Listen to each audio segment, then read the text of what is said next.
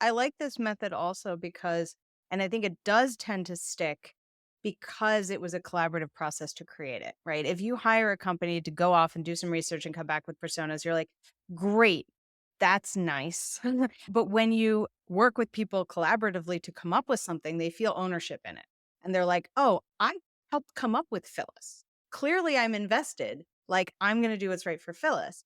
And I think that's what you're doing with the alignment personas is not just somebody went off somewhere and came back with something and now we have to accept it. It's we're going to work together on this. And I think that's important for personas, for goals, for roadmaps. And it doesn't necessarily mean that everybody has an equal contribution, but everybody needs to be involved in some way to feel some ownership over it. And they're getting out of the conversations they've had a million times because now they're talking about Phyllis and Mhm. Fiona. They're not talking about the same things. Oh, and the other thing is, if you assume that I'm right, which I am, that everybody in a position of power has about 100 users in their heads, think about what happens if the personas are done by an agency. Now they have Yeah. 110.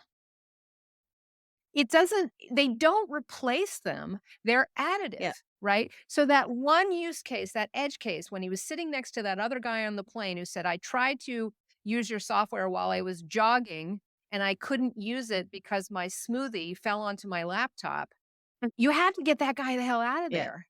And the only way to get him the hell out of there and to show that he's not as valuable as any of the other ones is to get them out of their head, make them barf them into the light, and talk about them and create them together, which is the antithesis of data.